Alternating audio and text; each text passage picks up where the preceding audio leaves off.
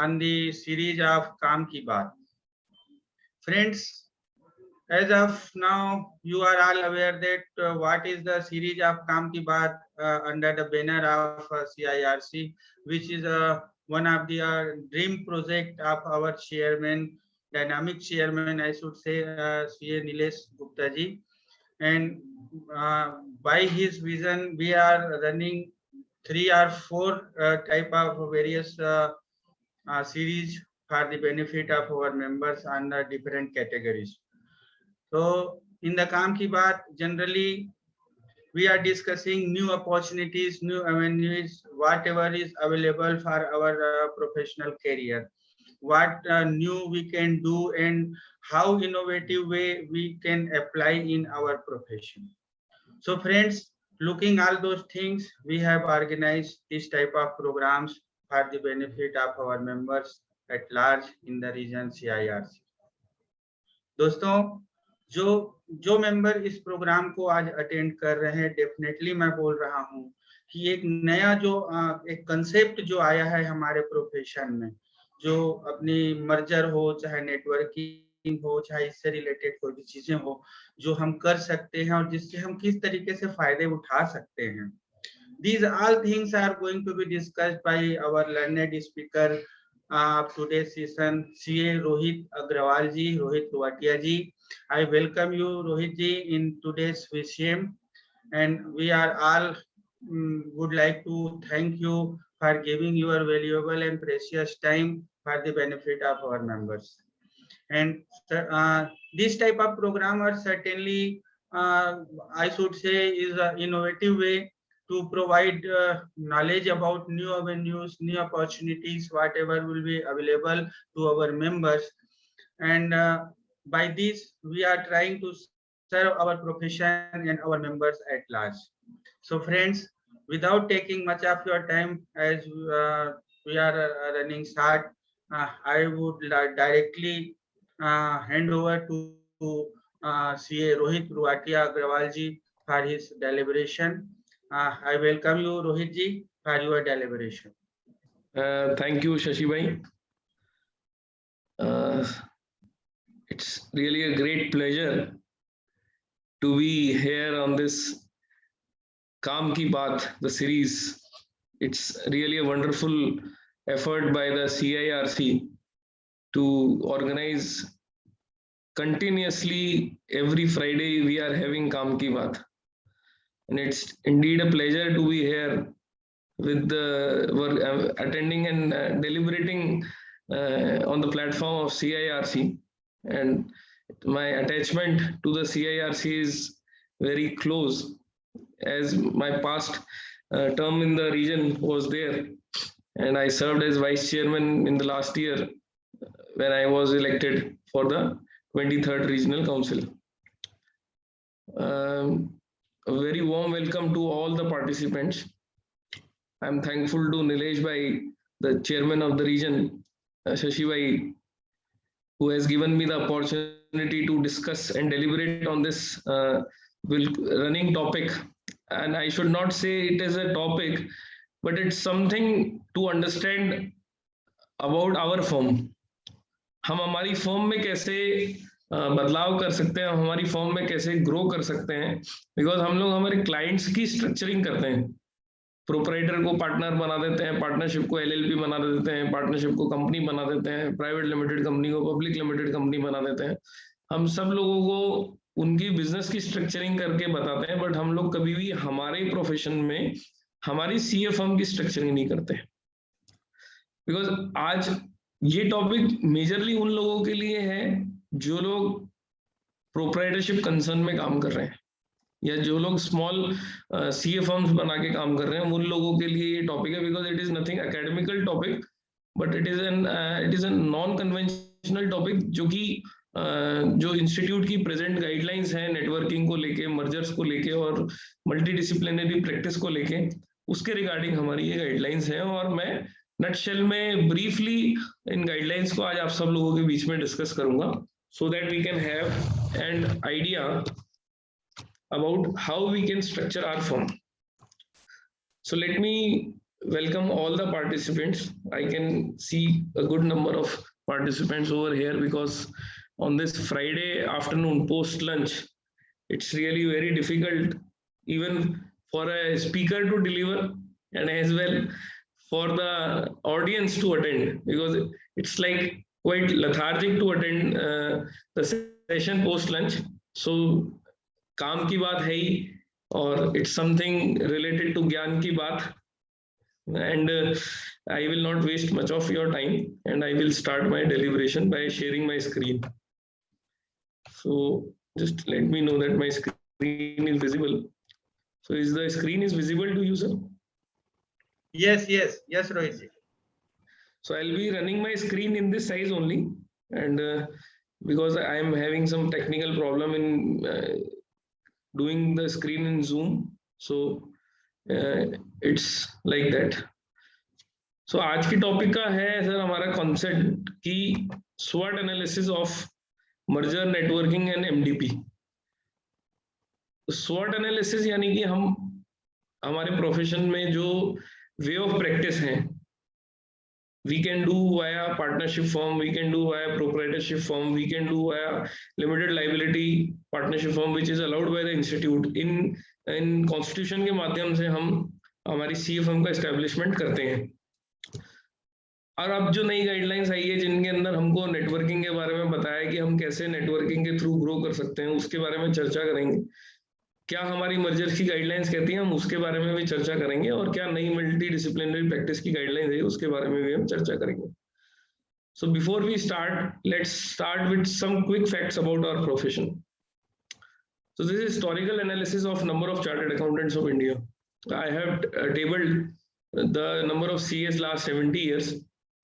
You can see from the year 1951 to 1991, then you can see till today, till last year 2020. So you can understand the ratio of associates versus fellow chartered accountants. It's almost 1/3 and 2/3. 2/3 number of chartered accountants are always associate CAs in the country, and 1/3 chartered accountant are fellow chartered accountant in the country. So you can understand that out of these fellow chartered accountant, we have almost 82,900 chartered accountant who are in practice, and in associate we have 53,000 odd chartered accountant in practice. You can understand the ratio of practicing chartered accountant who are fellow and who are associate in comparison to the total number of chartered accountants in India. So ultimately your own competition is with yourself. Those who win are those who believe they can. Now let's see the partnership firm composition in the country, proprietorship versus partnership. You can see almost more than 70% of the CA firms in the country are proprietary concerned, and more than 11 partner firms are only 0.42% in the country. You can understand how people are trending towards proprietorship concern, and only a minimum margin of percentage CA firms in the country are big firm, which includes the large firms also. So for a small and medium practice to grow, the firm has to think big. Success comes only to the doers and not lookers and observers. Success demands maximum efforts. The key success in life is to have faith in oneself. So what conclusion we draw from the analysis is that the maximum number of CAs are bachelors or spinsters whose spouses are not chartered accountants. The maximum number of mom and pop firms as evidenced by the large number of small partnership firms. The large size firms are few and include probably the big multinational also. So you can understand by the statistics that हम profession में chartered accountants maximum लोग proprietorship concern में काम करना ज्यादा believe करते हैं, और बहुत कम लोग हैं जो पार्टनरशिप के अंदर काम करना बिलीव करते हैं. So it is a grey area and it is a matter of concern that how we are going to move further with our CA firm, how the CA firm can grow in future. So I have sum up everything with my own experience जो मैं आप सब लोगों के बीच में share करूंगा. So friends, हम लोगों को हमारी CA firm में 3 तरह के कॉम्बिनेशन हमारे CA firm के अंदर होने जरूरी. One is brain practice. So we should hire them because you are smart. Another one is gray hair practice is higher is because we have been through this before. Third one is procedural, that is efficiency practice higher is because we know how to do this and can deliver it efficiently. So before making any combination of partnership firm, you need to understand that you have a person with an experience, with an efficiency, and with an smartness. So combination efficiency and experience will give a good composition as far as the CA firm is concerned. So आप लोगों को synergy मिलेगी अगर हर प्रकार के लोग आपकी CA firm में होंगे. So the success lies in Pareto principle. It says that 80% of the results are achieved from only 20% of the efforts expended. Typically, this principle holds true for a CA practice, where the majority of the time is taken up satisfying the needs of the client who represent an insignificant portion of the total business. Friends, हम लोग हमारी CA practice में हमारा 80% समय वहां देते हैं जहां से हमको 20% रेवेन्यू मिलता है, जबकि होना ये चाहिए कि हमको जहां से 80% रेवेन्यू मिलता है वहां पे हमारा 20% टाइम जाता है सामान्य तौर पे. तो हमको ये असेस करना है कि हम लोग टिपिकली ऐसी जगह टाइम इन्वेस्ट कर रहे हैं जहां से हमारा रेवेन्यू का पोर्शन बहुत मिनिमम है. So we need to categorise our practice. You need to categorize your clientage that yes, this client is taking too much of energy and paying very minimum, and yes, this client is taking very minimum energy and paying us too much. So you need to provide that कि जो client आपको ज्यादा revenue contribute कर रहा है उसको हमको retain करना है, जो क्लाइंट आपको कम रेवेन्यू दे रहा है और ज्यादा एनर्जी ले रहा है उसको हमको कैटेगरी सी में डालना है कि हमको इसको डिस्कार्ड करना है. So we can manage our practice wonderfully in case if we have segregated the categorization of our client. So have I asked these questions to myself? As my firm identified its business goal for 2021 and beyond, are you getting the work you deserve? Are you charging the fees you ought to charge? Have I thought about my competitors and how I might lose out my clients to them?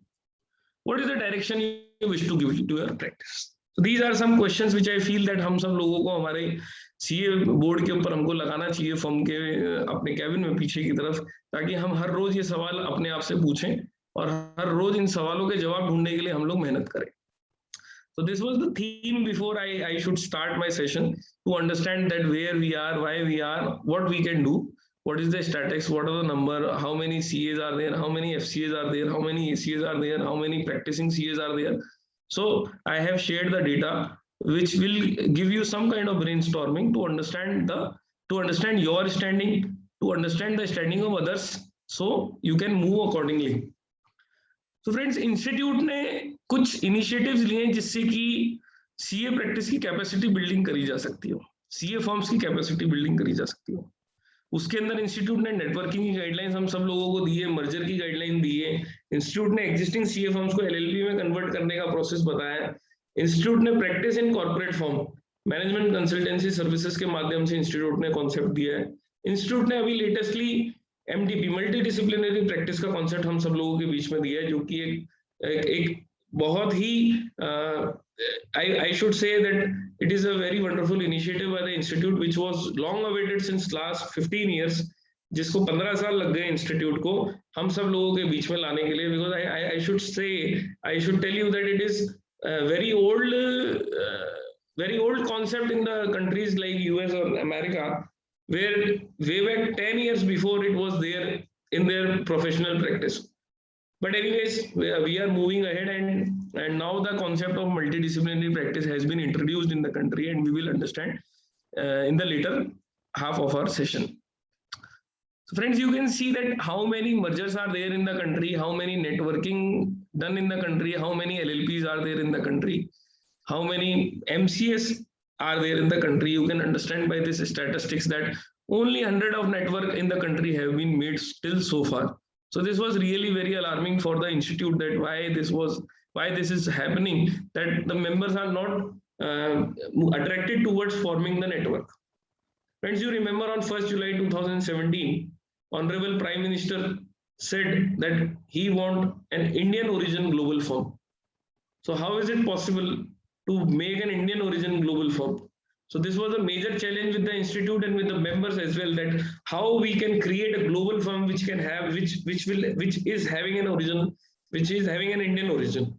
So that was the major thrust which resulted to bring the new guidelines in form of multidisciplinary practice and so revision in the networking guidelines. So over the year, our members have adopted different models of practice: practice in individual name, practice as a sole proprietary firm, practice in a partnership model, merger of two or more firm, network firm. So all the above forms of practice are recognized by the institute. So what was the concern related to the growth of the Indian CA firm? Guys, majority of the CA firms are small size firm. A large number of firms have confined practice related to the audit and taxation. सब लोग traditional practice में बहुत focus करते हैं. हमारा major audit allotment process institute के PDC के platform से होता है. हम लोगों को हमारे नेम से बहुत ज्यादा अटैचमेंट है, because we feel that by merger and network we may lose our identity. Friends, जितने भी लोग पूरी दुनिया में बड़े हुए हैं उन सब लोगों ने अपने नेम को कॉम्प्रोमाइज करा है और उन्होंने अपनी. So I just request each and everyone कि अपने नाम से लगाव आप ना रखें, और यदि आपको आगे बढ़ने का मौका मिलता है तो आप अपने नाम को अपनी फर्म के नेम से अटैचमेंट ना रखते हुए किसी के साथ एसोसिएट हुए, आपको बहुत अच्छा ग्रोथ मिलने के चांसेस हैं. When clients grow bigger, they tend to switch over to a larger firm with an expectation that a larger firm will better cater to the diversified and growing needs. होता क्या है साहब, जब कोई client हमारे पास आता है, जब फर्स्ट टाइम आता है तो हम उसको बड़ी सस्ती और बड़ी रीजनेबल सर्विसेज प्रोवाइड करते हैं और हम उसको कहते हैं, हम उसको ग्रो करते हैं. बट एक रीजनेबल टाइम के बाद में जब वो ग्रो होता है उसको और बेटर सर्विसेज चाहिए होती है, और वो बेटर सर्विसेज हम लोगों के पास लैक ऑफ रिसोर्सेज होने के कारण हम उसको नहीं प्रोवाइड करते हैं. एंड दैट क्लाइंट जिसको हमने जीरो लेवल से सींच के बड़ा करा है, वो क्लाइंट किसी दूसरे सीए फर्म के पास सर्विसेज लेने के लिए चले जाता है जो कि मल्टीपल सर्विसेज प्रोवाइड करती है. Those firms that have ventured into new areas of practice have found success and have been able to scale up. Firms that have developed expertise or specialization have also prospered. Firms that have networked and formed a larger structure have by and large scaled up. So this was a concern, and now we come to the strategy for network and merger. In order to have an orderly and sustainable growth of the CA firm, it is desirable that coming together of the firm begin with the network and then matures to the merger. Networking will enable the firm to develop working relationship with each other. There can be merger without networking. So now we are coming to the concept of network. So two kind of concept are there: formal network and referral network, that is informal network. तो referral network में तो sir हम लोग अभी भी काम करते हैं. मुझे कोई काम आया, शशि जी को मैंने कोई काम के लिए बोला कि साहब मेरे को छत्तीसगढ़ में कोई काम है, तो यूके आप अगर ये काम कर सकते हैं तो आप इस काम को मैं उनको आउटसोर्स कर दूंगा. हमारे बीच में अभिषेक जी हैं, अजीत जी हैं, अखिल जी हैं, इनको हमने कोई काम रेफर करा कि सर ये काम आपके स्टेट में आया, आपकी सिटी में आया, आप इसको कर लीजिए. सो दिस इज वन फॉर्मेट जिसके अंदर कोई रिकॉग्निशन नहीं है, बट हम हमारी गुड फेथ से हम एक दूसरे को काम रेफर कर देते हैं. Second one is formal network. Formal network is the network which is recognized by the institute, where two or more firms come together, registration with the institute, and become a separate identity, and then they work together by forming a formal network. So referral network we have understood. So networking concept यही है कि सब दो या दो से ज्यादा firm आपस के अंदर साथ में मिलके एक सेपरेट आइडेंटिटी बन के काम करें. उस केस में हर फर्म का इंडिपेंडेंट स्टेटस मेंटेन होता है, रजिस्ट्रेशन होता है इंस्टीट्यूट के पास में. So now we will come up with the model. What are the model of networks? There are three models: the existing model, which I will discuss, the alliance model, and the lead firm model. So what does the existing model says? So existing model says that यदि दो firms हैं, मान लीजिए A and company and B and company, दोनों firm मिलके अगर कोई network form करती हैं तो दोनों इंस्टीट्यूट के पास जाएंगी, इंस्टीट्यूट के पास रजिस्ट्रेशन कराएंगी और इंस्टीट्यूट के पास सबसे पहले नेम अप्रूवल कराएंगी. नेम अप्रूव कराने का तरीका है जो इंस्टीट्यूट की सेम गाइडलाइंस है. हम जो फॉर्म 117 पेज के फॉर्म का नेम अप्रूव कराते हैं, ऐसे ही यहाँ पे एक फॉर्म ए है जिसके माध्यम से हम नेटवर्क का नेम अप्रूवल कराएंगे। दोनों फॉर्म के जो ऑथराइज पार्टनर्स हैं वो एक फॉर्म ए को साइन करके अपनी नेमिंग प्रायोरिटी के अनुसार इंस्टीट्यूट को भेजेंगे। से एग्जांपल उन्होंने ए कंपनी और बी कंपनी दोनों ने मिलके नाम सजेस्ट करा A B, so they will inform the institute that they have requested to the institute for the name AB and affiliate or AB network. So आपको to distinguish your network with the CA firm, you will be allowed to put a suffix in the name of either affiliate or either in the name of network. So it is recognized by the institute and regulated by the institute. Once you have your name is approved and then you have applied to register your network, you will get a network registration number. जैसे हमारा form registration number होता है ऐसे network registration number होगा। Earlier it was not there but now you will get your network registration number. The forms in the network are bound by the internal agreement. आप लोग एक partnership deed के format में आप लोग एक internal agreement बनाएंगे जिसमें सारी की सारी टर्म्स एंड कंडीशन मेंशन होगी that how the network forms will practice in future. So every partner and every firm in the network is bound by this internal agreement, and parallelly they can practice independently. There is no bar that they are always allowed to practice in their individual name. They can empanelment, they can do empanelment, they can participate in any of the tender with their individual name. So A and company can apply, B and company can also apply. There is no foundation that if they have formed a network, so in that case they will not be allowed to only apply with the help of network. No, it's not there. Individual identity आपकी loss नहीं हो रही है। New approach is alliance model. यहाँ पे ए and company और B and company जो है वो आपस में मिलकर अलायंस बनाएंगी और उनका नाम होगा A B and alliance. Again you have to get your name approved with the institute. It will be partially regulated. It is not yet recognised but it will be recognised soon. You will be allotted an ARN, that is alliance registration number. Again, firms are free to carry their practice and form. इसमें कोई problem नहीं है, यहाँ पे कोई internal agreement का कोई foundation नहीं है। Again, all firms of the alliance can apply for the empanelment. कोई प्रॉब्लम नहीं है, आप इंडिविजुअली आपकी फॉर्म में अप्लाई कर सकते हैं। So this is alliance model. Now comes the new approach model is lead firm model. दोस्तों यहाँ पे एक फॉर्म आती है ए एंड कंपनी और बी एंड कंपनी और सी एंड कंपनी, मान लीजिए 3 फॉर्म्स हैं और तीनों फॉर्म्स ने मिलकर नेटवर्क फॉर्म करा। तो लीड फॉर्म मॉडल के अंदर इन तीनों फॉर्म को मिलके एक फॉर्म को लीड फॉर्म अपॉइंट करना पड़ता है। यानी कि यहाँ पे जॉइंट नेम से नेटवर्क नहीं बनेगा, यहाँ पे one of the form name will be the name of the network with a suffix either affiliate और ईदर नेटवर्क। सो फ्रेंड्स यहाँ पे एक फॉर्म को लीड बनाना पड़ेगा, that form will only apply. Institute के पास आप रजिस्ट्रेशन हो गया, नेटवर्क फॉर्म हो गया, आपका NRN आ गया, नेटवर्क रजिस्ट्रेशन नंबर आपको मिल गया। Again you will be bound by the internal agreements, you will make your internal arrangements कि हाँ आपको कैसे काम करना है। बट एम्पैनलमेंट और टेंडर्स की बात आती है तो उस केस के अंदर लीड फर्म ही अप्लाई करेगी, remaining all firms can not apply. So अगर किसी जगह पे छोटी फर्म एग्जिस्ट कर रही है, उसको लगता है कि मैं बहुत सारे टेंडर्स एम्पैनलमेंट के लिए एलिजिबल नहीं हूं, उस केस के अंदर वो किसी बड़ी फर्म के साथ अपना नेटवर्क फॉर्म कर सकती है। नेटवर्क फॉर्म करने के बाद में वो बड़ी फर्म के माध्यम से, नेटवर्क के माध्यम से किसी एम्पैनलमेंट और टेंडर्स में अप्लाई कर सकती है। फ्रेंड्स अभी यहाँ पे हम लोगों के बीच में क्वेश्चन आता है कि सब क्या हम टेंडर्स और एम्पैनलमेंट में नेटवर्क के थ्रू अप्लाई कर सकते हैं या हमको सीए फर्म्स के माध्यम से ही जाना पड़ेगा।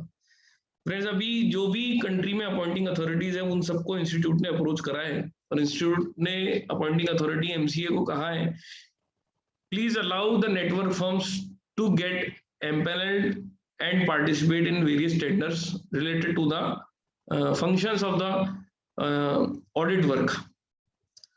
तो आने वाले समय में in couple of months we may see that there are some tenders और there are some empanelment which will be exclusively for the network firms.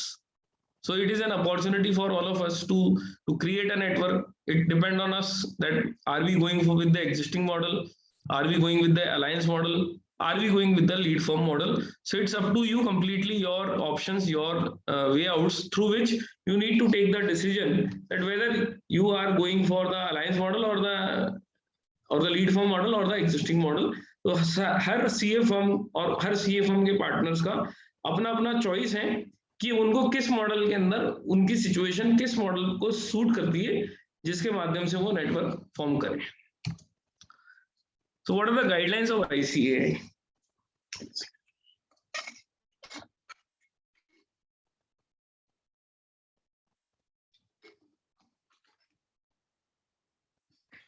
Can a proprietor also join a network? The proprietor or the partnership firms are permitted to form a network, but individual जो है वो network का part नहीं हो सकते. Those CAs who are practicing the individual name cannot become part of any of the network. Can I join more than one formal network? No, you are not allowed to join more than one network. Can we pool all the resources for pitching of work? Yes, obvious है. हम network इसीलिए form कर रहे हैं so that we can reflect the strength to the prospective clients that yes, we are together. You can make your own website. You can have your own printing everything details about the network on your stationery wherever you are printing. So I have discussed already about the naming guidelines. Once you have to apply for the approval of name in Form A, and within 30 days, your application either will be accepted or rejected. Once it is accepted, then within 3 months, you have to file Form B for the registration. And for the change in any constitution, you need to file Form C, जो हम लोग हमेशा करते हैं. These are further guidelines given by the council based on the views collected by outreach program, and based on deliberation within the council has given following further guidelines to the members. तो कई बार ऐसा होता है कि मुझे किसी x firm की जानकारी चाहिए और उसने मुझे अप्रोच करा नेटवर्क फॉर्म करने के लिए, लेकिन मेरे को उस फॉर्म की जानकारी नहीं है. तो उसके लिए इंस्टीट्यूट ने एक सेपरेट पोर्टल अभी लॉन्च करा है जिसके माध्यम से हम वहाँ रजिस्टर कराएंगे और हमारी सारी डिटेल्स वहाँ पे अवेलेबल होगी. तो किसी भी व्यक्ति को यदि हमारी डिटेल एक्सेस करनी होगी तो वहां से वो डिटेल चेक कर लेगा so that he can judge that whatever the CA firm is telling to form a network the information can be verified through that portal, so the member is not misguided. We already discussed that अगर कोई CA firm किसी एक alliance या network का part है तो वो CA firm किसी दूसरी अलायंस या नेटवर्क का पार्ट नहीं हो सकती. ICAI एक आपको मॉडल डीड प्रोवाइड करेगा जिसके माध्यम से आप ड्राफ्ट एग्रीमेंट फॉर्म कर सकते हैं. नेमिंग गाइडलाइंस सेम है, नेम ऑफ द अलायंस जिस तरीके से अब हमारे सीए फर्म की नेमिंग गाइडलाइंस है. सो अलायंस और network will be permitted as joint venture for the specific assignments, ये भी पॉसिबल है. Documents such as deed, MOU forms can be signed by the MD, managing partner of each of the member firm, and need not to be signed by all the partner. यहाँ पे एक partner को authorise कर देती है firm, वो सारे document sign करते हैं. Only firms and LLP can become member of the alliance or network. Individual partners are not permitted. Individual practitioners. Every agreement, bylaws, MOU, by whatever name called, must be filed with the ICAI, without which registration will not be given. Important. Legal status will be as of that of AOP, as recognized by the tax laws. Alliance network में open a bank account in its own name, obtain PAN and GST number. ये सबसे important and सबसे बेहतरीन बदलाव आया पूरी networking guidelines में कि नेटवर्क को AOP का रिकॉग्निशन मिला है. Can open their own bank account. Network एक सेपरेट बैंक अकाउंट खोल सकता है, उसका सेपरेट पैन नंबर GST होगा, उसकी सेपरेट बुक्स ऑफ अकाउंट्स होगी, उसमें सेपरेट बैलेंस शीट बनेगी और उसमें सारा का सारा काम करा जा सकता है. नेटवर्क एक लिमिटेड गाइडलाइंस जो हमारी इंस्टीट्यूट की गाइडलाइंस है उसके अनुसार नेटवर्क एडवर्टीज भी कर सकता है, अपनी वेबसाइट भी बना सकता है. आप आपके विजिटिंग कार्ड के ऊपर एक तरफ आपकी फर्म का नाम लिख सकते हो, दूसरी तरफ आप नेटवर्क का नाम लिख सकते हो. आप आपकी जो भी फाइल्स है, जो भी वेबसाइट है, जो भी ईमेल आईडीज है, वो भी आप नेटवर्क के नाम से बना सकते हो टू क्रिएट योर ब्रांड. अब क्वेश्चन आ रहा है एथिकल कंप्लायंस का. So any firm of the network doing stat audit, then no other firm of the network can accept internal audit or bookkeeping or such other professional assignment which are prohibited for stat audit firm. Now it is very clear. In case where rotation of the firm is prescribed, no member firm of the network can accept appointment as an auditor in place of any member of the network which is retiring. तो member firm का मतलब ये हो गया जो network firm के अंदर जो भी firms है उनको member firm कहा जाता है. तो यदि मान लीजिए ए एंड कंपनी किसी कंपनी से रिटायर हो रही है, तो बी एंड कंपनी, यदि इन दोनों ने मिलकर कोई नेटवर्क बना रखा है, तो B and company cannot be reappointed, cannot be appointed for in place of that A and company which is retiring. So वो एथिकल कंप्लायंस का पार्ट है। नेटवर्क में advertise to the extent permitted by ICI, and the firms of network are allowed to use word network firm or alliance or network on their professional stationery. Who can sign the report? Only the firm forming network are eligible to issue, sign, attest any certificate, report, professional document assignment. Will be liable for the disciplinary action in case of alleged violation of the provision of the act, regulation framed thereunder, guidelines, direction laid down by the council from time to time, and code of ethics by the network firm. The proprietary oblique partnership firm oblique individual member constituting the network would be answerable. So it says that यदि किसी CA firm के द्वारा कोई गलती करी तो पूरे network पे प्रॉब्लम नहीं आएगी। यदि किसी पार्टनर के द्वारा कोई गलती करी है तो पूरी सीए फर्म पे मिस्टेक नहीं आएगी। So it depend upon case to case basis, but yes, आपका जो भी डिसिप्लिनरी एक्शन की लायबिलिटी है वो इंडिविजुअल लेवल से लेके फर्म लेवल तक ही लिमिटेड रहेगी। ऐसा नहीं रहेगा कि आपको नेटवर्क को रिस्पॉन्सिबल ठहराया जाए। You can dissociate from the network. आपको कभी भी लगता है कि मुझे इस नेटवर्क का पार्ट नहीं रहना है, you can inform the institute within 30 days in form C that you no longer want to become the part of the network, and then institute will approve it. So this is the concept of network. So in case अगर network में किसी member की कोई query है, कोई question है, तो we can discuss, then we will move towards merger of CA firms.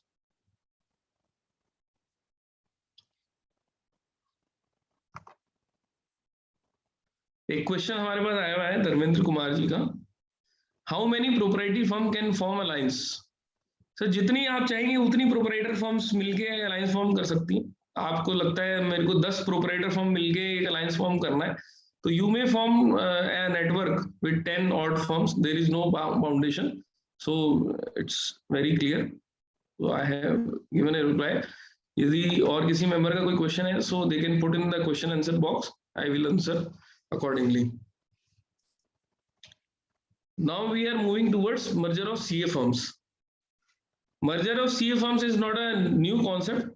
It was there and it is there since long time. In the corporate world, we have already heard a lot of time about merger and demerger. But to incorporate the spirit of corporate world and to imbibe the consultation creed, probably the council of the ICA used the term merger and demerger of CA firms. So this was the concept. Why merge? Again, so friends, जो present merger का concept है और जो हमने networking का concept अभी discuss करा है, उस नेटवर्किंग के कॉन्सेप्ट में और मर्जर के कॉन्सेप्ट में कुछ चीजें कॉमन है और एक मामूली सा अंतर है। नेटवर्क के केस में इंस्टीट्यूट ने हमें ये कहा है कि यदि A and company, B and company, C and company तीनों मिलकर यदि कोई नेटवर्क फॉर्म करते हैं, मान लीजिए एबीसी एंड एफिलिएट्स, तो इन तीनों के consolidated resources, experience, strength and working का जो फायदा उस नेटवर्क को मिलना है वो आने वाले समय में हमको मिलेगा। यानी कि मान लीजिए कोई एम्पैनलमेंट आता है, कोई टेंडर आता है, किसी भी तरह का ऐसा काम आता है जहां पे एलिजिबिलिटी क्राइटेरिया प्रूव करने के लिए हमने यदि नेटवर्क फॉर्म कर रखी है, तो उस नेटवर्क फॉर्म की कंसोलिडेटेड स्ट्रेंथ क्या किसी टेंडर पार्टिसिपेशन में हमको अलाउ करेगी या नहीं। तो फ्रेंड्स, जो नई नेटवर्किंग गाइडलाइंस आई है उसके तहत इंस्टीट्यूट ने अलाउ कर दिया है। अपॉइंटिंग अथॉरिटीज के पास ये अभी पेंडिंग है, जिसमें आने वाले समय में नेटवर्क फॉर्म को कंसोलिडेटेड इंडिविजुअल स्ट्रेंथ के बेसिस पे आपको किसी भी टेंडर या एम्पैनलमेंट के लिए अलाउ कर दिया जाएगा, that too without losing your individual identity.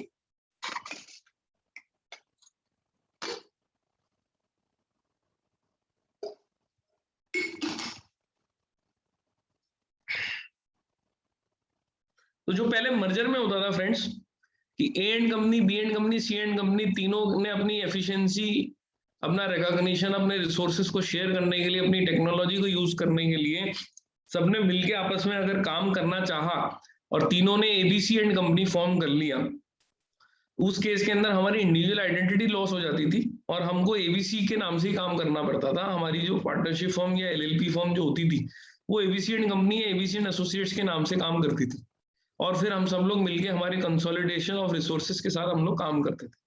तो प्रेजेंटली आप मर्जर के थ्रू आपको आपकी आइडेंटिटी को मेंटेन करते हैं। Either of the firm has to lose their identity, और जो भी फर्म बचती है, जिस भी फर्म में बाकी फर्म्स मर्ज करती है, वो फर्म अपनी आइडेंटिटी के साथ काम करती है और बाकी फर्म्स उसमें अपने आप को मर्ज कर लेती है। तो मर्जर इज वेरी सिंपल। आपको इंस्टीट्यूट में विद इन 30 डेज एक मर्जर एग्रीमेंट फाइल करना होगा, पार्टनरशिप डीड फाइल करनी होगी। इंस्टीट्यूट 5 साल के लिए जो भी मर्ज हुई हुई फर्म्स है उनका नाम फ्रीज कर देता है, so that the name is not allotted to anyone.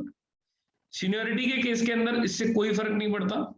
आपको बिना किसी फर्क के, यानी मान लीजिए ए एंड कंपनी 25 साल पुरानी फर्म है, बी एंड कंपनी 5 साल पुरानी फर्म है, यदि ए एंड कंपनी का बी एंड कंपनी में मर्जर होता है तो भी उस केस में सीनियरिटी 25 साल बी एंड कंपनी को मिल जाएगी। तो इररेस्पेक्टिव कि आपका क्या नाम है, इररेस्पेक्टिव आपकी फर्म सीनियर है, आपकी फर्म जूनियर है, standing of the firm will be counted with the seniority of the firm, of any of the firm which is having the highest number of years of experience.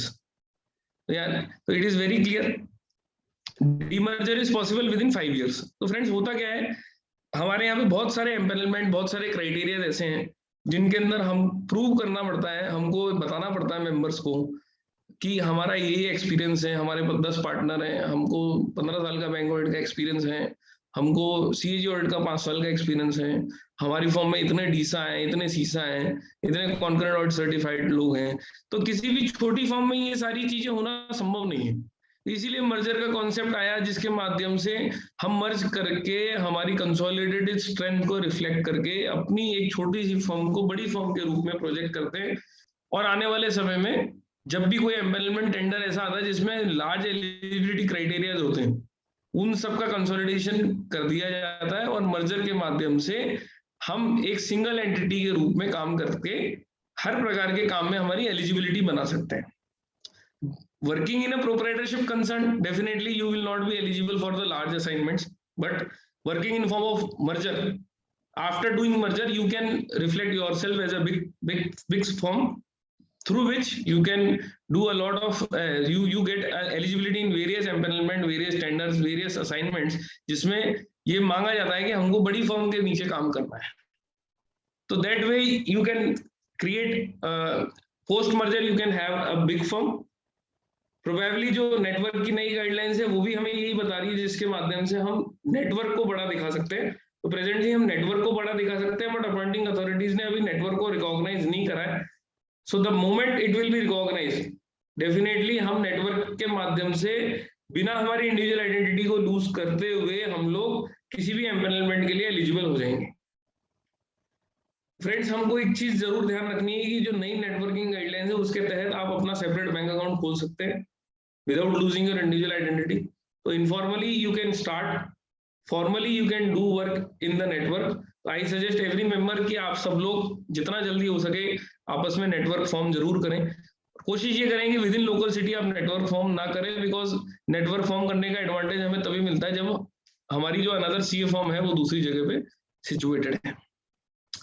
So there is no shortcut to success and no substitute to hard work, but hard work must be in the right direction in order to yield the fruits of success. तो मैंने ये discuss कर लिया आपसे सब। These are some eligibility criteria जो merger के through हम लोगों को हेल्प करता है जल्दी इन सारे क्राइटेरियाज को क्रैक करने में, so that हम एलिजिबल हो सकें। So demerger is very simple. यदि हमको लगता है 5 साल के अंदर हमको ऐसे कोई इशू है जिससे हमको फर्म में कंटिन्यू नहीं करना है, तो हम लोग हमारी फर्म को डीमर्ज कर सकते हैं। Where more than 75% of the continuing partner of the merging firm can demerge from the existing firm with giving a due notice, and institute will approve the same. So what are the do's? Remove I from our mind and think of we. Senior junior concept must be redefined. Sourcing and execution must be the core area. The purpose of merger should not only be for the PSU or for the bank work. Private sector opportunities should be tapped. rules for admission and retirement of partners must be defined. So the difference between network and merger is that network is like a live-in relationship. There are interstate set rules which are legally enforceable and binding on the firms and the partners in a network.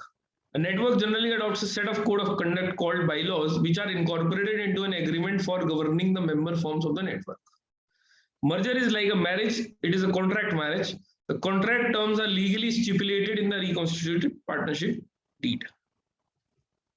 Now comes conversion of partnership firm into LLP. It's very easy. अगर आप अपने आप को बड़ा grow कर रहे हैं, network form कर रहे हैं, मर्जर कर रहे हैं, आपके पार्टनर्स मल्टी लोकेशनल हैं, तो आई विल सजेस्ट कि आप लोग एलएलपी में काम करें, because LLP will have the will have your limited liability. So partnership firm के मुकाबले it is better to work in LLP. और एलएलपी के केस में कभी ऐसा नहीं होगा कि आपने अगर एग्जिस्टिंग सीए फर्म को एलएलपी में कन्वर्ट करा है तो आपकी आइडेंटिटी या आपकी सीनियरिटी लूज हो जाएगी. इरेस्पेक्टिव आपका नाम चेंज हो जाए, इरेस्पेक्टिव आप एलएलपी में कन्वर्ट कर लें, आपकी कहीं पे भी सीनियरिटी लूज नहीं होगी. सो आपको अगर एलएलपी में एग्जिस्टिंग सीए फर्म को एलएलपी में कन्वर्ट कराना है तो you need to first get your name approved with MCA.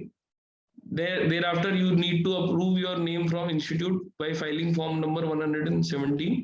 Once the institute approve your name, you will need to file the form 18 along with the registration certificate received from the registrar of LLP and then submit the same with the concerned regional office जो हमारा CIRC है, वहां पे आप submit कर देंगे और आपको LLP का कन्वर्जन मिल जाएगा.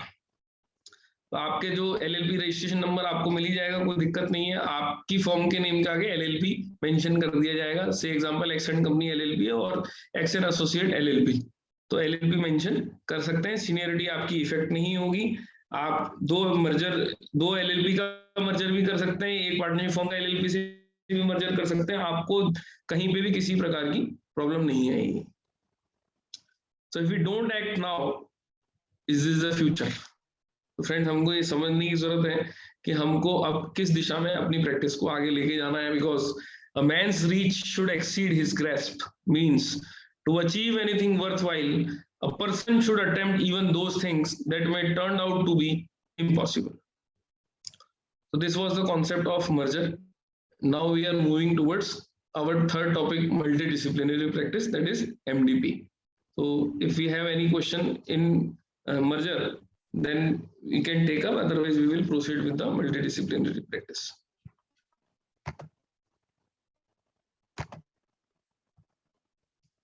So friends, history of MDP. MDP is nothing new. It was introduced in the year 2010, and in fact this MDP was passed in all the three professional institute, in the CA Act, in the Company Secretary Act, in the Cost and Work Accountant Act, which was consented by the then President of the India, and that was notified. And in the year 2010, we have already there the rule says that we can practice in multidisciplinary form. It's just nothing new. The process has come into existence. Nothing new. ये हमेशा से exist कर रहा था. Now the institute has come up with the process जिसके माध्यम से chartered accountant lawyer के साथ, चार्टर्ड अकाउंटेंट कंपनी सेक्रेटरीट के साथ, chartered accountant engineer cost accountant के साथ, या इन सब के किसी भी कॉम्बिनेशन के साथ चार्टर्ड अकाउंटेंट काम कर सकता है. तो इन 6 प्रकार के लोगों के साथ ही चार्टर्ड अकाउंटेंट काम कर सकता है. Company secretariat, cost accountant, actuary, bachelor in engineer, bachelor in architecture, bachelor in law. So it's very clear कि मल्टीडिसिप्लिनरी फॉर्म के माध्यम से हम इन किसी भी 6 लोगों के साथ हम लोग काम कर सकते हैं. हम इन 6 लोगों के साथ हमको कोई प्रकार की सर्विसेज हम लोग अपनी आइडेंटिटी के साथ हम लोग इनको हम लोग MDP फॉर्म के नाम के साथ हम लोग इनके साथ काम कर सकते हैं. किसी भी चार्टर्ड अकाउंटेंट को मल्टीडिसिप्लिनरी सीए फॉर्म बनानी है तो वो किसी भी कॉस्ट अकाउंटेंट, कंपनी सेक्रेटरीट या एक्चुअरी या इंजीनियर या आर्किटेक्ट, इनके साथ मिलके वो इस चीज पे काम कर सकता है. So I'll just a second, I'm just something.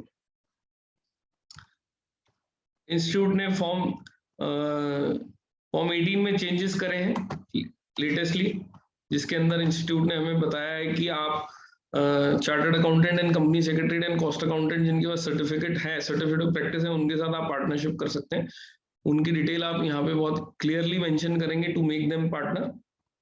और इंस्टीट्यूट ने रेगुलेशन 53B के तहत भी हमको कहा है, जिसके माध्यम से हम एक्चुअली इंजीनियर और लॉयर्स को हम लोग हमारी सीए फर्म में पार्टनर बना सकते हैं।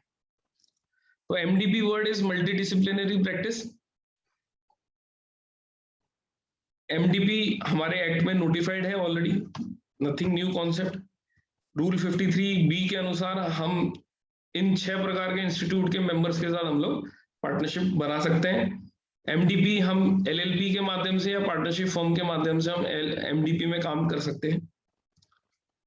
एक इंपॉर्टेंट चीज यहाँ पे ये है कि presently bar council of India ने लॉयर्स को परमिट नहीं करा है एमडीपी की प्रैक्टिस फॉर्म करके काम करने। तो यहाँ पे इंपॉर्टेंट चीज है कि कोई भी सीए फॉर्म में किसी भी प्रैक्टिसिंग लॉयर को हम लोग पार्टनर नहीं बना सकते। इंस्टीट्यूट ने परमिट कर दिया, लेकिन अभी तक बार काउंसिल ने परमिट नहीं करा। Same with the actuary. यदि एक्चुअरी है और जिसने सर्टिफिकेट ऑफ प्रैक्टिस अगर होल्ड कर रखा है, तो उस केस के अंदर वो हमारी सीए फर्म में पार्टनर नहीं बन सकता। An actuary is not holding certificate of practice can become partner in our CA firm. There is no foundation. तो इससे क्या क्लियर होता है कि चार्टर्ड अकाउंटेंट के साथ company secretary, cost accountant, engineer and architect, ये चारों तो डायरेक्टली हमारे सीए फर्म में पार्टनर बन सकते हैं। Actuary who is not holding certificate of practice can become partner, but a lawyer cannot become partner in a CA firm until and unless the Bar Council of India approve that a lawyer can become partner with the chartered accountant. कई बार हम लोगों के बीच में सवाल आता है कि क्या MBAs और IITs के जो बंदे हैं वो हमारी CA firm में MDP के अंदर पार्टनर बन सकते हैं? So the answer is no. MBAs और IT practitioners जो हैं वो CA firm में MDP के रूप में पार्टनर नहीं बन सकते हैं। कई बार क्वेश्चन आता है कि फीस की शेयरिंग किस तरीके से होगी। फीस की शेयरिंग आपने जो भी एग्रीमेंट बनाया है उस एग्रीमेंट के माध्यम से आप लोग फीस की शेयरिंग कर सकते हैं। डिस्प्यूट के केस में आपकी जो भी पार्टनरशिप डीड या एलएलपी एग्रीमेंट जो कह रहा है उसके अनुसार आप आपका डिस्प्यूट सेटल कर सकते हैं। क्वेश्चन आ रहा है कि साहब हम किसी की डिग्री को कैसे वेरीफाई करें कि भाई ये कंपनी सेक्रेटरी है या कॉस्ट अकाउंटेंट है। तो उस केस में इंस्टीट्यूट ने कहा है कि the CA firm who is forming MDP will get the degree of the concerned partner verified by an independent chartered accountant who is not associated with the MDP firm to verify that yes, the concerned person is a company secretary or a cost accountant or an actuary or an architect or an engineer. तो आपको किसी separate independent chartered accountant के पास जाके आपको उसकी degree verify करानी है। There is no problem. Question आ रहा है कि क्या हमको दूसरे इंस्टीट्यूशन से भी परमिशन लेनी पड़ेगी? Friends, no permission is required from the other institute because it has already been mentioned in their respective rules. जैसे चार्टर्ड अकाउंटेंट एक्ट में मेंशन्ड है, वैसे ही कंपनी सेक्रेटरी एक्ट में भी मेंशन्ड है कि हम इन लोगों के साथ आप काम कर सकते हैं। कॉस्ट अकाउंटेंट के अंदर भी मेंशन्ड है हम इन लोगों के साथ काम कर सकते हैं। So there is no requirement of getting permission from the respective institutes. Profit sharing हमने ऑलरेडी डिस्कस कर लिया है कि हम लोग प्रॉफिट शेयरिंग आपस के अंदर कर सकते हैं, कोई प्रॉब्लम नहीं है। कई बार एक क्वेश्चन आता है कि साहब फिर तो एक चार्टर्ड अकाउंटेंट की फर्म के अंदर बहुत सारे लोग जुड़ जाएंगे और चार्टर्ड अकाउंटेंट की आइडेंटिटी खत्म हो जाएगी सीए फर्म की। फ्रेंड्स, कंपनी ऑडिट के अनुसार a chartered accountant firm can only do the audit of a company, which means that majority of the chartered accountant in the firm, majority of the partner in the firm has to be chartered accountant. तो friends, ये हमको ensure करना है कि किसी भी CA firm में majority of the partners जो है वो चार्टर्ड अकाउंटेंट होने जरूरी है। तो यदि आप एमडीपी फॉर्म कर रहे हैं तो इंश्योर करें कि यदि 10 लोग हैं एमडीपी में तो more than 5 should be chartered accountant with more than 50% of the stake in the firm. So be with those chartered accountant if they want to be the company auditor. तो हमको ये चीज बहुत अच्छे से जानने की जरूरत है कि कल को ऐसा ना हो कि हम एमडीपी फॉर्म कर लिया, हम तो खुद हमारी फर्म में एक चार्टर्ड अकाउंटेंट है, बाकी 5 तरह के लोग जो हैं वो डिफरेंट तरीके के हैं। So friends, in that case we will lose the identity of the CA firm as per the Companies Act requirement. Disciplinary action की बहुत बार सवाल आता है कि साहब अगर किसी कंपनी सेक्रेटरीट ने, कॉस्ट अकाउंटेंट ने या किसी और इंस्टीट्यूट के मेंबर ने कोई वायलेशन कर दिया तो हमारा क्या होगा? फ्रेंड्स, हर इंस्टीट्यूट का डिसिप्लिनरी मैकेनिज्म डिफाइंड है। यदि कंपनी सेक्रेटरी के द्वारा कोई वायलेशन होता है तो कंपनी सेक्रेटरी का इंस्टीट्यूट रिएक्ट करेगा। कॉस्ट अकाउंटेंट के द्वारा कोई वायलेशन होता है तो कॉस्ट अकाउंटेंट का इंस्टीट्यूट प्रोफेशनल मिसकंडक्ट की जो कार्रवाई है, डिसिप्लिनरी एक्शन, वो इनिशिएट करेगा। Similarly with the other institutions also. So ऐसा बिल्कुल घबराने की जरूरत नहीं कि यदि किसी इंस्टीट्यूट के मेंबर के द्वारा आपकी एमडीपी के अंदर वो पार्टनर है, उससे कोई गलती होगी तो उस केस में सीए इंस्टीट्यूट आप पे कार्रवाई करेगा, ऐसा बिल्कुल नहीं है। हर मेंबर उस रेस्पेक्टिव बॉडी जिसका वो मेंबर है उसके द्वारा पाबंद है और उसके द्वारा ही उसको गिल्टी या उसको नॉन गिल्टी बनाया जाएगा। उस पे जो भी कार्रवाई करी जाएगी वो उसके रेस्पेक्टिव पेरेंट इंस्टीट्यूट के द्वारा ही करी जाएगी। तो मोटा मोटी सब मैंने आपसे सारे कॉन्सेप्ट्स क्लियरली डिस्कस कर लिए हैं, जो मुझे समझ में आया कि MDP is nothing new concept and companies act वाला भी मैंने डिस्कस कर लिया। MDP CA firm tax audit के असाइनमेंट्स ले सकती हैं। MDP CA firm can engage and can empanel themselves for bank audit और ऑडिट ऑफ कोऑपरेटिव सोसाइटीज और any type of audit existing in the country. जिस भी प्रकार की ऑडिटिंग सर्विसेज प्रोवाइड हो रही है MDP they can render the जो भी सीए सर्विसेज हैं जितने भी प्रकार की, वो सारी सर्विसेज प्रोवाइड कर सकती है। सीए सर्विसेज के साथ साथ वो अगर उस फर्म में कंपनी सेक्रेटरी है, कॉस्ट अकाउंटेंट है या एक्चुअरी है या आर्किटेक्चर है या इंजीनियर है तो वो इन सब की भी सर्विसेज प्रोवाइड कर सकती है। इसी का नाम है एमडीपी। तो देयर इज नो फाउंडेशन कि नहीं साहब सीए एमडीपी में खाली सीए की सर्विस प्रोवाइड होगी। एमडीपी में हर प्रकार की सर्विसेज जो भी नेचर के हमारी फर्म में सर्विस प्रोवाइडर्स है उन सब नेचर्स की हम लोग हमारी एमडीपी फर्म्स के माध्यम से सर्विस प्रोवाइड कर सकते हैं। हम लोग किसी भी एक पार्टनर को ऑथराइज कर सकते हैं जिसके माध्यम से इंस्टीट्यूट या किसी और को कम्युनिकेशन करना होगा तो उस व्यक्ति के माध्यम से सारा कोऑर्डिनेशन करा जा सकता है। स्टाफ में अपॉइंटमेंट में कोई प्रॉब्लम नहीं, आप किसी भी तरीके का स्टाफ आप अपॉइंट कर सकते हैं। एक क्वेश्चन हम सब लोगों के बीच में आता है कि सब ब्रांच ऑफिस के केस में क्या होगा? तो इंस्टीट्यूट ने क्लियरली कहा है, हमारी रेगुलेशन भी कहती है कि कोई भी ब्रांच ऑफिस बिना चार्टर्ड अकाउंटेंट के नहीं खुलेगा। बट इस एमडीपी गाइडलाइंस में एक रिलैक्सेशन आया है। यदि आप एमडीपी सीए फर्म बना रहे हैं उस केस में आपको किसी पर्टिकुलर स्टेशन पे ब्रांच खोलनी है और वहां पे यदि आपको सीए नहीं मिलता है तो आप इंस्टीट्यूट की अप्लाई कर सकते हैं। Council will decide to allow for the opening of branch office without having a chartered accountant as an incharge of that branch. तो ये एक अच्छा स्टेप है जिसको हम काउंसिल अप्रूव करती है। आपको अप्लाई करना पड़ेगा, अप्लाई करके आप उस पर काउंसिल यदि अप्रूव कर देती है तो आप किसी ब्रांच ऑफिस में नॉन सीए को भी ब्रांच इंचार्ज बना सकते हैं। So we have discussed the liability also. तो आपका जो पार्टनरशिप एक्ट है या limited liability act LLP agreement के तहत जो भी इंडिविजुअल पार्टनर्स की लायबिलिटी प्रिस्क्राइब्ड है उसके हिसाब से इंडिविजुअली लायबल है। आपका प्रेजेंटली एक जो टेक्निकल ग्लिच है वो ये है कि यदि हम सीए फर्म को एमडीपी में कन्वर्ट करते हैं तो इंस्टीट्यूट अभी न्यू रजिस्ट्रेशन नंबर हमको अलॉट करेगी। So this is very tricky because now getting a new registration number, it's very difficult for us to manage. So I have also suggested to the institute that no new registration number should be allotted because हमने सारे हमारा FRN number जो है वो सारे एम्पेनलिंग appointing authorities में हमारा already गया हुआ है।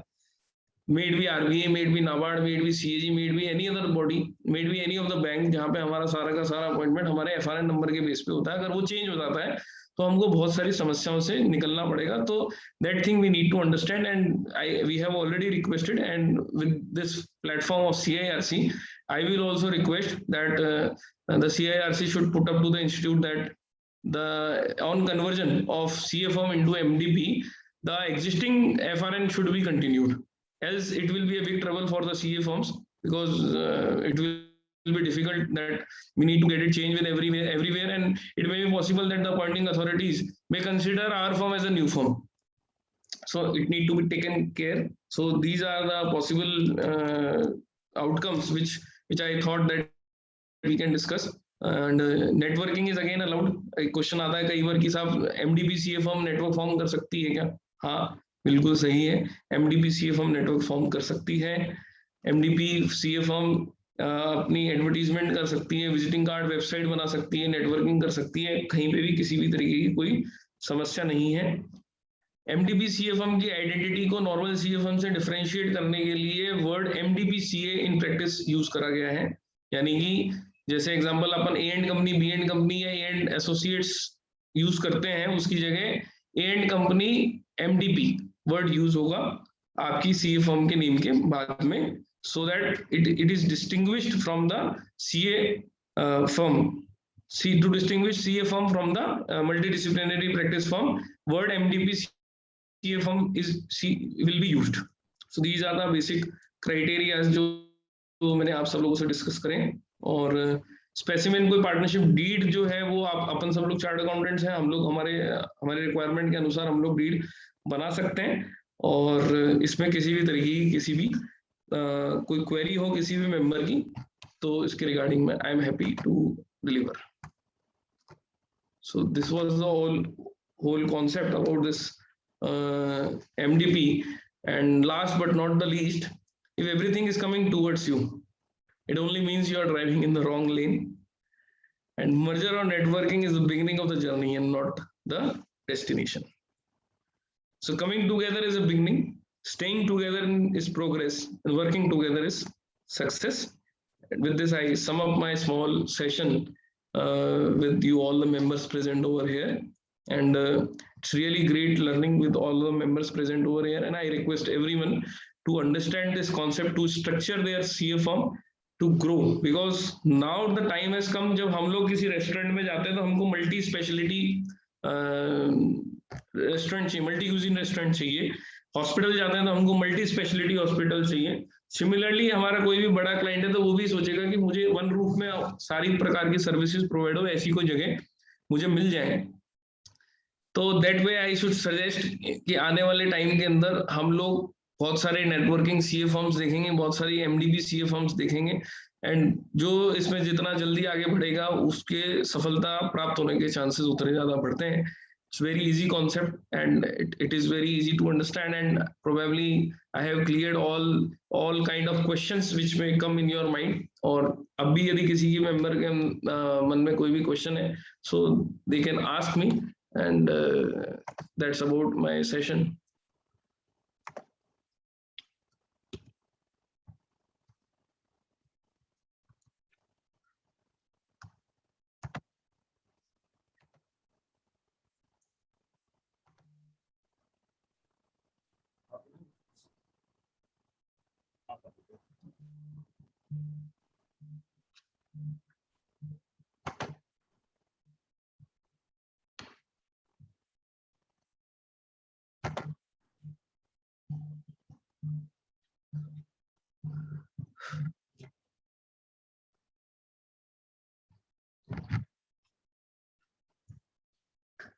खान साहब, I think there are no queries. ठीक है सर, थैंक यू सर। है ना सर, तो अगर किसी की भी होती है तो I just share their is one query that how the eligibility will be decided for network form which applies for any empanelment. तो प्रेजेंटली सर अभी एलिजिबिलिटी जो है वो कंसोलिडेट करके हम सब लोग जिस तरीके से हमारे नॉर्मल सीए फर्म के एम्पैनलमेंट आते हैं उसमें एलिजिबिलिटीज मांगते हैं, वैसे ही अपॉइंटिंग अथॉरिटीज नेटवर्क फर्म की एलिजिबिलिटी प्रिस्क्राइब करेगी कि हमको एक नेटवर्क फर्म चाहिए जिसके अंदर 20 पार्टनर हो या 15 जगह लोकेटेड हो या जिसका टर्नओवर 1 करोड़ से ज्यादा हो, सो लाइक दैट। तो once the appointing authority give approval that yes we will allow the network firm to appoint as an auditor of the CA firm, until then we have to wait, क्योंकि जब तक appointing authorities नहीं बताएंगे हमको तब तक हमारे लिए एक चैलेंज है, इसलिए we have to wait. And I am sharing my number in the chat box, so in case if there is any problem or any query on the later stage, you may discuss with me on my mobile also. So this was all about today's session. Thanks a lot for your patience hearing, and I have not taken much of the time because it's really very hard to deliver on virtual, and again it's really hard for us to hear on the virtual session. as you people have already heard so many sessions since last 1.5 year, and I pray to the Almighty God that we all are taken care by Him, and hopefully this bad time will go and we will soon meet certainly in time to come. Thank you once again. Thank you, sir. Thank you, sir. On behalf of CIS.